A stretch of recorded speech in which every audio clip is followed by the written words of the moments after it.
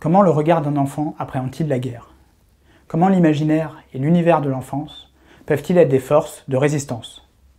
Ce sont ces questions que pose Couvre-feu de Clarisse Nicoïtsky, publié par Lior Éditions, un classique de la littérature judéo-espagnole. L'écrivaine est, selon le linguiste Jaime Fidalgo Sefia, la dernière poétesse judéo-espagnole. Cette histoire est inspirée par son expérience de la guerre, dont elle a été le témoin avec ses yeux d'enfant. On suit, par l'intermédiaire de Judith Naoubim, 6 ans, son parcours, ainsi que celui de ses parents et de sa famille, juifs, originaires de Yougoslavie, qui se réfugient dans un Lyon occupé, obligés de passer de cache en cache.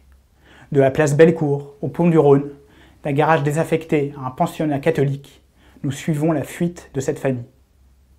Au rythme des repas de famille, de la naissance de Jackie, le petit frère de Judith, d'une circoncision, des jeux d'enfants de Judith, nous sommes plongés dans le quotidien de cette famille, animée d'une pulsion de vie et d'amour, malgré la traque incessante.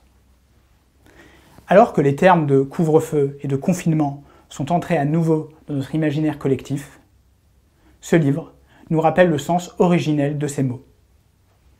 Il s'agit donc d'un roman sur l'enfermement, aussi bien physique que mental. Plus les nazis encerclent et enferment la ville de Lyon, au bruit du fer qui monte, plus Judith va ressentir une sorte de couvre-feu intérieur qui va s'étendre. Un couvre-feu dans mon ventre, comme elle le dit dans ses mots d'enfant. Dans cette atmosphère de huis clos, Judith doit se cacher, que cela soit dans un garage inhabité ou à la campagne. Mais elle doit aussi cacher et camoufler son identité, jouer la catholique, changer de nom. Cette sensation de confinement des identités est aussi ressentie par l'évocation d'une langue et d'une civilisation qui semble également devoir résister et se cacher pour survivre, le judéo-espagnol. Le récit est ponctué de réminiscences et des expressions propres à cette langue qui rythment la vie de la famille. Lorsque le petit frère de Judith vient au monde, sa tante émue déclare « Yavinu Isaac Samuel Yamus Tourno ». Isaac Samuel est venu, il nous est revenu, évoquant ainsi le souvenir du grand-père qui ressurgit à l'occasion de cette naissance. Judith ne comprend pas cette langue.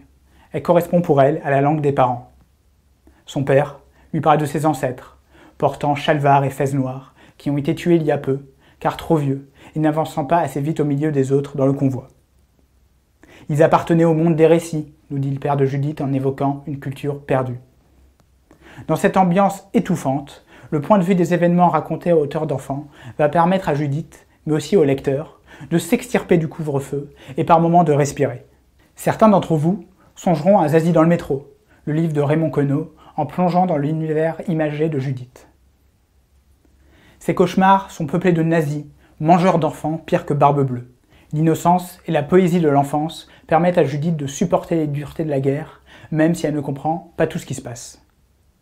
Le Lyon occupé est devenu un grand terrain de jeu.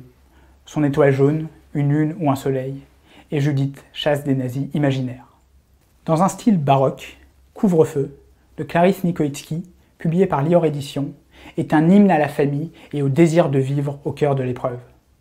Malgré la mort qui rôde, l'enfance et l'innocence de Judith lui permettent de poursuivre sa route et de grandir.